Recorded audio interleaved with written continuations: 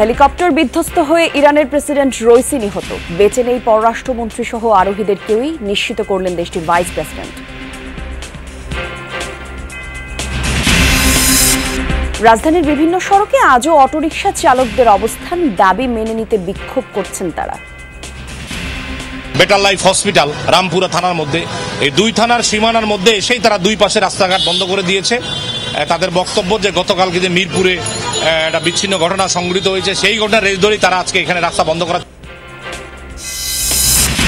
কিছুক্ষণের মধ্যেই শুরু হবে ভোটের সরঞ্জাম বিতরণ, সুষ্ঠু নির্বাচন আয়োজনে প্রস্তুত কমিশন, সতর্ক আইন শৃঙ্খলা বাহিনী।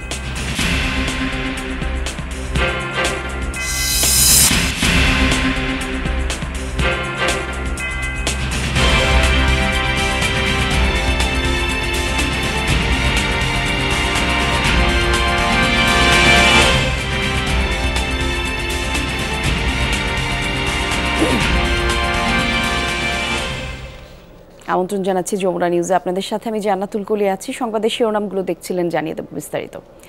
হেলিকপ্টার বিধ্বস্ত হয়ে ইরানের প্রেসিডেন্ট ইব্রাহিম রইসি নিহত হয়েছেন, নিশ্চিত করেছে দেশটির ভাইস প্রেসিডেন্ট মোহসেন মানসুরি। জানানো হয়েছে প্রেসিডেন্টকে বহনকারী উড়োজাহাজটি কেউই বেঁচে নেই। হেলিকপ্টারে আরও ছিলেন পররাষ্ট্রমন্ত্রী হোসেইন আমির আবদুল্লাহিয়ান এবং পূর্ব আজারবাইজানের গভর্নর মালিক রাহমাতি।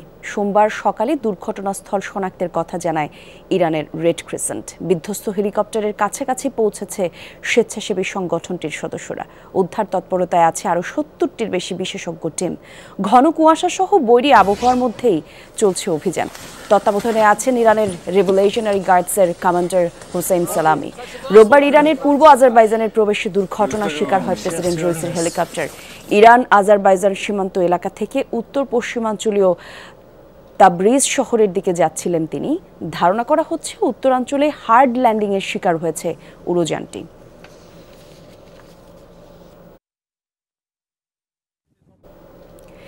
ইরানের সর্বোচ্চ ধর্মীয় নেতা আয়াতুল্লাহ খামেনির উত্তরসূরি মনে করা হতো প্রেসিডেন্ট ইব্রাহিম রইসিকে। ফলে হেলিকপ্টার বিধ্বস্ত হয়ে তার মৃত্যুকে দেখা হচ্ছে ইরানের জন্য বড় এক ধাক্কা হিসেবে। ক্ষমতায় আসার পর থেকেই ঘরে বাইরে নানামুখী চাপে পড়েন রইসি।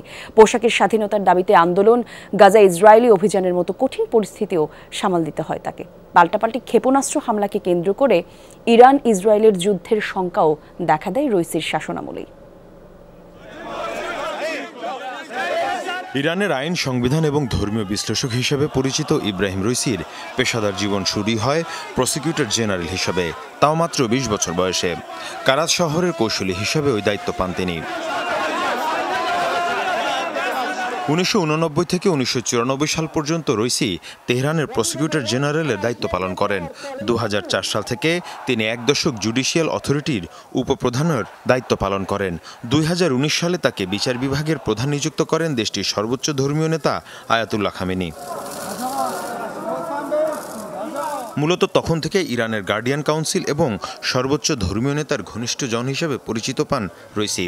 পরবর্তীতে ৮৮ সদস্যের বিশেষজ্ঞ সভার ডেপুটি চেয়ারম্যান নির্বাচিত হন তিনি। সর্বোচ্চ ধর্মীয় নেতা নির্বাচন সহ বেশ কিছু গুরুত্বপূর্ণ দায়িত্ব পালন করে এই সভা। ২০২১ সালে দ্বিতীয় দফায় প্রেসিডেন্ট নির্বাচন করে ইরানের ৮ম প্রেসিডেন্ট নির্বাচিত হন ইব্রাহিম রইসি। নিজেকে দুর্নীতি, অদক্ষতা এবং অভিজাতদের ঘোর বিরোধী হিসেবে প্রকাশ করা রইসি রাজনৈতিক দিক থেকে শিয়া কট্টরপন্থার সমর্থক। তবে দায়িত্ব নেয়ার পর থেকে ঘরে বাইরে নানামুখী চাপের মধ্যে পড়েন ইব্রাহিম রইসি। নতুন করে একের পর এক নিষেধাজ্ঞা আসতে থাকে যুক্তরাষ্ট্র সহ পশ্চিমা দেশগুলোর পক্ষ থেকে। ফলে চরম অর্থনৈতিক সংকটের মুখে দেশটিতে বিক্ষোভ হয় দফায় দফায়। ২০২২ সালে ইরানি তরুণী মাহসা আমিনের মৃত্যুকে কেন্দ্র করে পোশাকের স্বাধীনতা ইস্যুতে দেশজুড়ে বিক্ষোভ হয়, যাতে প্রাণ যায় ৫৫০র বেশি মানুষের। ওই ঘটনায় সবচেয়ে বেশি চাপের মুখে পড়েন রইসি, যদিও পরে পরিস্থিতি অনেকটাই নিয়ন্ত্রণে আনেন তিনি। ৭ অক্টোবর ইসরায়েলি ভূখণ্ডে হামলার পেছনে রইসি প্রশাসনের ভূমিকাকে দায়ী করে আসছে তেল আবিব। ইরান ইসরায়েল ক্ষেপণাস্ত্র হামলাকে কেন্দ্র করে যুদ্ধ পরিস্থিতিও কৌশলী হাতে সামলেছেন ইব্রাহিম রইসি। ক্ষমতায় এসে জোর দেন চীন এবং রাশিয়ার মতো মিত্রদের সাথে সম্পর্ক ঘনিষ্ঠ করতে। বিশেষ করে রাশিয়া ইউক্রেন যুদ্ধে মস্কোকে ড্রোন সহ বিভিন্ন ধরনের সমরাস্ত্রের সরবরাহের উদ্যোগ নেওয়া হয় রুইসি প্রশাসনের উদ্যোগে। মীর মুশফিকা হাসান, যমুনা নিউজ। এদিকে ইরানের প্রেসিডেন্টের মৃত্যুর পর ব্যঙ্গাত্মক প্রতিক্রিয়া জানিয়েছে মার্কিন সিনেটর রিক স্কফ। সোমবার সামাজিক যোগাযোগ মাধ্যমে করা এক পোস্টে তিনি বলেন, মৃত্যুর পর কেউ রইসিকে স্মরণ করবে না, কারণ রইসিকে কেউ সম্মান করে না। তার মৃত্যু হলে তাকে কেউ মনেও করবে না, বরং এক কসাই নেতার হাত থেকে মুক্তি পাবে ইরান। সাধারণ নাগরিক ফিরে পাবে তাদের স্বাধীনতা। তবে ইরানের প্রেসিডেন্ট মৃত্যুর সংবাদে এখনও কোনো আনুষ্ঠানিক মন্তব্য করেনি হোয়াইট হাউস।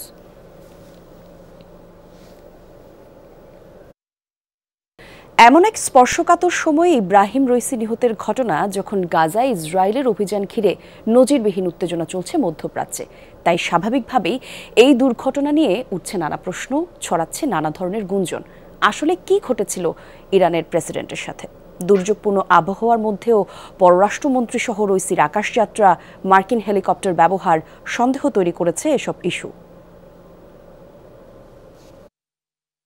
নীল সাদা এই হেলিকপ্টারে চড়ে পূর্ব আজারবাইজান প্রদেশ থেকে তাবরিজের দিকে যাচ্ছিলেন ইরানের প্রেসিডেন্ট ইব্রাহিম রইসি। সাথে ছিলেন পররাষ্ট্রমন্ত্রী হোসেইন আমির আবদুল্লাহিয়ান ও পূর্ব আজারবাইজানের গভর্নর মালিক রাহমাতি। এই আকাশযাত্রার সময় বেশ দুর্যোগপূর্ণ আবহাওয়া ছিল প্রদেশটিতে। এরপরও কেন হেলিকপ্টার নিয়ে রওনা হলেন তারা? রইসির বহরে কিন্তু আরও 2টি হেলিকপ্টার ছিল, সেগুলো গন্তব্যে পৌঁছেছে নিরাপদেই। দুর্ঘটনার শিকার হলো হাই প্রোফাইল ব্যক্তিত্বদের বহন করা উড়োযানটি। এমন সময় দুর্ঘটনার শিকার হলেন রইসি, যখন গাজায় ইসরায়েলের আগ্রাসন ঘিরে তুঙ্গে মধ্যপ্রাচ্যের উত্তেজনা। তেল আবিবকে চাপে রাখতে সমুচিত জবাব দিচ্ছে তেহরান সমর্থিত হুতি, হিজবুল্লাহর মতো গোষ্ঠীগুলো। রইসির মৃত্যুর পর চুলচেরা বিশ্লেষণ শুরু হয়েছে এসব ইস্যুতে। হত্যা নাকি দুর্ঘটনা, উঠছে সে প্রশ্ন। সন্দেহের তীর স্বাভাবিকভাবেই ইসরায়েল ও যুক্তরাষ্ট্রের দিকে। ইরানের রাষ্ট্রীয় গণমাধ্যম নিশ্চিত করেছে, যুক্তরাষ্ট্রের তৈরি বেল 212 হেলিকপ্টার ব্যবহার করেছিলেন রইসি ও সঙ্গীরা। এই বিষয়টি উস্কে দিয়েছে সন্দেহের দানা। পশ্চিমা দেশগুলোর তৈরি নানা বিমান ও হেলিকপ্টার ব্যবহার করে ইরান। এগুলোর বেশিরভাগই কয়েক দশকের পুরনো। ইরানের বিমান বাহিনীর বহরেও বেশিরভাগ উড়োযান 1979 সালের ইসলামিক বিপ্লবের আগে কেনা। বহু আন্তর্জাতিক নিষেধাজ্ঞার জেরে অনেক সময়ই এসব উড়োযানের যন্ত্রাংশ সংগ্রহ করা সম্ভব হয়ে ওঠে না দেশটির। ডরথি তাসরিন, যমুনা নিউজ। ব্যাটারি চালিত অটোরিকশা বন্ধের প্রতিবাদে আজও রাজধানীর কয়েকটি সড়কে অবস্থান নিয়েছে চালকরা। সকালে রামপুরা বাজার এলাকায় অবস্থান নেয় অটোরিকশা চালকরা। প্রায় 1 ঘন্টা রাস্তা আটকে রাখে তারা। এতে সড়কের দুই পাশে কয়েক কিলোমিটার দীর্ঘ যানজট তৈরি হয়। পরে পুলিশ ঘটনাস্থলে এসে চালকদের বুঝিয়ে রাস্তা থেকে সরিয়ে দেয়। এরপর স্বাভাবিক হয় যান চলাচল। এ নিয়ে হাতিরঝিল থানার ওসি জানান, সড়কে বিশৃঙ্খলা তৈরি হওয়ার অটোরিকশাগুলোকে ধীরে ধীরে মূল সড়ক থেকে সরিয়ে দেওয়া হচ্ছে, তবে পুরোপুরি বন্ধ হচ্ছে না। বলেন, গতকাল মিরপুরের বিক্ষোভের ঘটনার জের ধরে রামপুরায় জড়ো হয় চালকরা, তবে তাদের বুঝিয়ে ঘটনাস্থল থেকে সরিয়ে দেওয়া হয়েছে।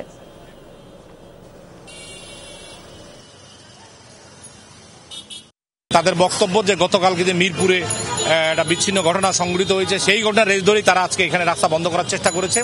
তাৎক্ষণিক আমাদের পুলিশের টিম ছিল এবং আমরা সবাই খবর পেয়ে চলে এসেছি। এসে তারপরও তারা প্রায় ঘণ্টাখানিকের মতো রাস্তা তারা এখানে বন্ধ রেখেছিল এবং আমাদের ঊর্ধ্বতন অফিসার সহ আমরা সবাই সব থেকে এটা তাদেরকে কনভিন্স করতে পারছি, বুঝাইতে পারছি, তারা সবাই চলে গেছে।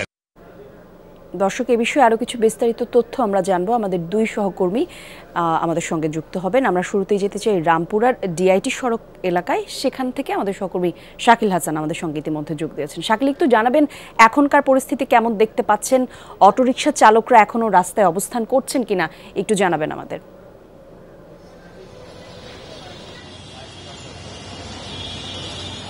কলি অটোরিকশা চালকরা রাস্তা থেকে সরে গেছেন আরো প্রায় 45 মিনিট আগে।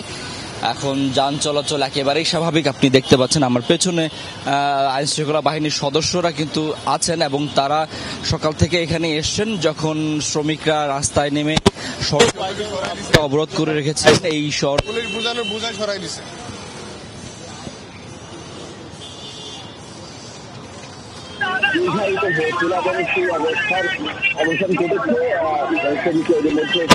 এবং সেই অবস্থার অবসান ঘটেছে।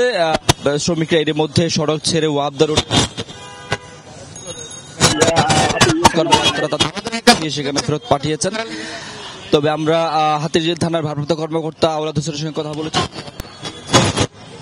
কারণে শ্রমিকরা সড়ক ছেড়ে দিয়ে তারা চলে গেছেন গ্যারেজে এবং সড়কে এখন যান চলাচল স্বাভাবিক। এবং এখানকার যে দুর্ভোগ এবং অবর্ণনীয় একটি পরিস্থিতির সম্মুখীন হয়েছিলেন এখানকার যাত্রী এবং স্থানীয়রা, সেটির অবসান ঘটেছে। এবং পুলিশ যদিও বলছে যে আজকে হয়তো সাময়িকভাবে বুঝি তাদেরকে ফেরত পাঠানো গেছে, কিন্তু যেহেতু এটি নিয়ে একটি সিদ্ধান্ত হয়েছে যে মূল সড়কে অটোরিকশা চলবে না বা রাজধানীতে অটোরিকশা চলবে না, সেটি আসলে দীর্ঘস্থায়ী করতে হলে যারা স্টেক হোল্ডার রয়েছেন, অর্থাৎ অটোরিকশার সঙ্গে যারা সম্পৃক্ত রয়েছেন, যারা হচ্ছে স্থানীয় জনপ্রতিনিধি, তাদের সঙ্গে আসলে আলোচনা করতে হবে, বসতে হবে এবং এ বিষয়ে একটি সিদ্ধান্ত গ্রহণের আগে এই স্টেক হোল্ডারদেরকে আসলে আস্থা নিয়ে আসতে হবে। তাহলে এই সিদ্ধান্তটি বাস্তবায়ন করতে অনেক বেশি সহজ এবং সেটি সিদ্ধান্তটি দীর্ঘস্থায়ী হবে বলে তারা মনে করছেন। পাশাপাশি যাত্রীরা বলছেন 2 দিন পর পর এই ধরনের অচলাবস্থা এবং ধর্মঘট এবং রাস্তা অবরোধের কারণে যে তাদের যে দুর্ভোগে পড়তে হয়, এটি আসলে অবর্ণনীয়। এ থেকে তারা পরিত্রাণ চাচ্ছেন। ধন্যবাদ আপনাকে শাকিল আমাদের সঙ্গে যোগ দেওয়ার জন্য। দর্শক, এই একই ঘটনায় আরও বেশ কয়েক জায়গায় প্রতিবাদ করছিলেন অটোরিকশা চালকরা এবং আমাদের সহকর্মী আখলাকুস সাফা এর মধ্যে আমাদের সঙ্গে যুক্ত হয়েছেন। তিনি আছেন নতুন বাজার এলাকায়। সাফা, একটু জানতে চাই আপনার কাছে, আপনি যেখানে আছেন সেখানকার পরিস্থিতি কেমন দেখতে পাচ্ছেন? পুলিশের উপস্থিতি অথবা যারা অটোরিকশা চালক আছেন তারা আসলে মূলত কি বলছেন? আপনার পেছনে আমি অনেককেই দেখতে পাচ্ছি, একটু জানাবেন আমাদের বিস্তারিত অবস্থা।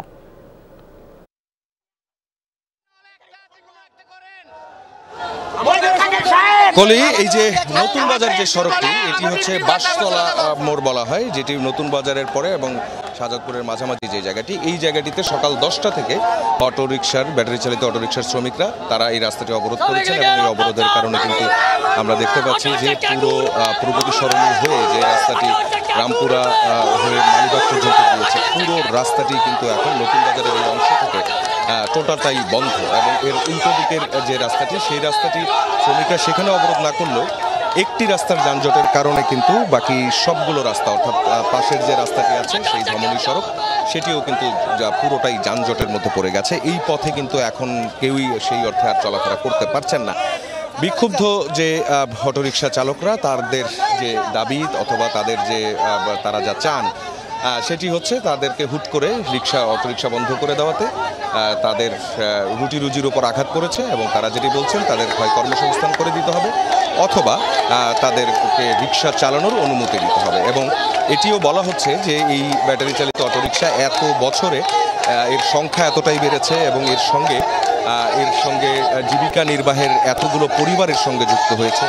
এছাড়াও এর সঙ্গে এর মেরামতের সঙ্গে অথবা এর পার্টস বিক্রির সঙ্গে যারা জড়িত, তারা সবাই এর সঙ্গে এখন যোগ দিয়েছেন। এবং তারা যোগ দিয়ে যেটি বলছেন যে সরকার যে সিদ্ধান্ত দিয়েছে, এই সিদ্ধান্ত হুট করে জানানো হয়েছে, আগে একটা সময়ও দেওয়া হয়নি। তাদের অনেকেই লোন করে তারা যে এই রিক্সাগুলো তারা কিনেছেন। এখন তারা বলছেন যে লোনও অনেকগুলো রিক্সার শেষই হয়নি। সেই অবস্থায় এখন তাদের পুরোপুরি রুটি বন্ধ হয়ে গেছে।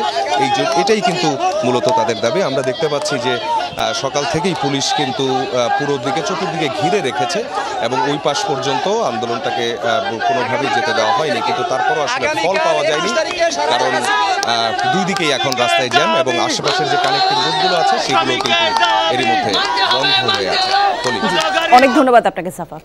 কাল উপজেলা পরিষদের দ্বিতীয় ধাপের ভোট, রিটার্নিং অফিসগুলো থেকে ব্যালট বাক্স সহ নির্বাচনী সকল সরঞ্জাম কেন্দ্রে কেন্দ্রে বিতরণ করা হচ্ছে। 21 মে 156টি উপজেলায় ভোট অনুষ্ঠিত হবে। মৌলভীবাজার সদর উপজেলায় ভোট হওয়ার কথা থাকলেও রোববার সন্ধ্যায় সবগুলো পদে নির্বাচন স্থগিত করেছে কমিশন। উপজেলাগুলোতে ভোট হবে ইভিএম আর ব্যালটে, আর প্রতিদ্বন্দ্বিতা হবে চেয়ারম্যান, ভাইস চেয়ারম্যান এবং মহিলা ভাইস চেয়ারম্যান পদে। নির্বাচন সুষ্ঠু করতে ভোটের পরে 2 দিন অর্থাৎ 23 মে পর্যন্ত মাঠে থাকবেন ম্যাজিস্ট্রেট। শান্তিপূর্ণ পরিবেশ ভোট শেষ করতে সব ধরনের প্রস্তুতি নেওয়া হয়েছে বলে জানিয়েছে নির্বাচন সংশ্লিষ্টরা।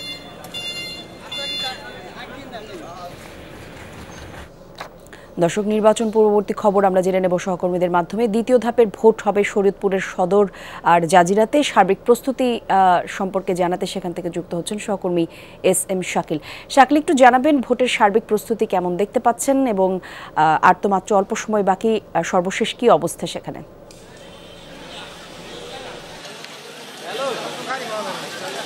কলি, আর মাত্র অল্প সময় পরে কিন্তু ইভিএম যে মেশিনগুলো আছে এবং বাকি যে সরঞ্জামগুলো, সেই সরঞ্জাম কিন্তু কেন্দ্রে কেন্দ্রে পৌঁছে যাবে, এমনটাই কিন্তু আমরা এখানে দেখেছি। আজকে আমরা যেটা জানতে পেরেছি যে এখানে যে ইভিএম মেশিনগুলো ভোট হবে, সেই ভোট ইভিএম মেশিনগুলো কিন্তু হয়তো দুপুর নাগাদ পাঠানো শুরু হবে, এমনটাই কিন্তু এখানে আমরা জানতে পেরেছি। তবে এখানে যে বিজিবি সদস্য, আনসার সদস্য বা পুলিশ, তাদের কিন্তু আমরা এখানে দেখেছি যে তারা কিন্তু ইতিমধ্যে চলে এসেছেন ইভিএম মেশিন বা অন্যান্য যে সরঞ্জাম, সেই সরঞ্জামগুলো কেন্দ্রে কেন্দ্রে নিয়ে যাবে। এই কারণেই কিন্তু তারা এখানে এসেছেন। শরীয়তপুরে 2টি উপজেলা নির্বাচন হচ্ছে, যেখানে কিন্তু মোট ভোটার সংখ্যা 3,70,998 জন। এর 135টি কেন্দ্রে কিন্তু ভোট গ্রহণ করা হবে এবং সবগুলোই কিন্তু ইভিএম এর মাধ্যমে ভোট গ্রহণ করা হবে। যেহেতু ভোট গ্রহণ করার মাত্র একদিন বাকি, সেখানে আমরা ভোটারদের সাথে কথা বলেছিলাম। ভোটাররা কিন্তু যেমনটা জানিয়েছেন, যেহেতু ইভিএম মেশিনে ভোট হবে, সেক্ষেত্রে কিন্তু তারা বেশ উৎসাহ এবং উদ্দীপনার মধ্যে দিয়ে কিন্তু তারা ভোট দিতে যাবেন এবং নিজের ভোটটি প্রয়োগ করে তাদের যেই পছন্দের প্রার্থীরা আছে, সেই পছন্দের প্রার্থীকে কিন্তু তারা জয়ী করবেন। এবং এখানে যারা নির্বাচন কমিশন রয়েছে, তাদের সাথে আমরা কথা বলেছি। তারা কিন্তু বলেছেন যে সুষ্ঠু নির্বাচন দিতে তারা কিন্তু সব ধরনের প্রস্তুতি ইতিমধ্যে শেষ করেছেন এবং তারা কিন্তু কঠোরভাবেই তাদের নির্বাচনটা সুষ্ঠু করবেন। ধন্যবাদ আপনাকে শাকিল। দর্শক, এ পর্যায়ে আমরা যেতে চাই রাজবাড়ী থেকে সহকর্মী রুবেলুর রহমান আমাদের সঙ্গে যোগ দেবেন। রুবেলুর, একটু জানতে চাই আপনার কাছে, আপনার ওখানে ভোটের সরঞ্জাম বিতরণ শুরু হয়েছে কিনা, একই সাথে নির্বাচনকে ঘিরে সার্বিক যে নিরাপত্তার ব্যবস্থার কথা আমরা বলছিলাম, আমাদের আরেক সহকর্মী শাকিলও দেখাচ্ছিলেন, সেই নিরাপত্তা ব্যবস্থাও কেমন দেখতে পাচ্ছেন, একটু আপনার মাধ্যমে দর্শকদেরকে জানাতে চাই।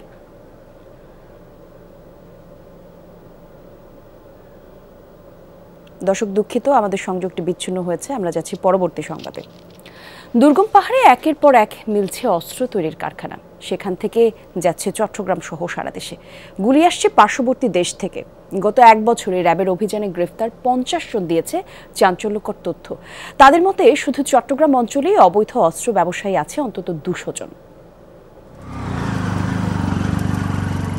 চট্টগ্রামের সীতাকুণ্ড, রাঙ্গুনিয়া, বাঁশখালী, কক্সবাজারের টেকনাফ, মহেশখালী সহ অনেক অঞ্চলে দুর্গম পাহাড়ে বিভিন্ন সময় আইনশৃঙ্খলা রক্ষাকারী বাহিনীর অভিযানে মিলেছে অস্ত্র তৈরির কারখানা, যেগুলো অস্ত্র ব্যবসায়ী ও সন্ত্রাসীদের গোপন আস্তানা হিসেবেও পরিচিত।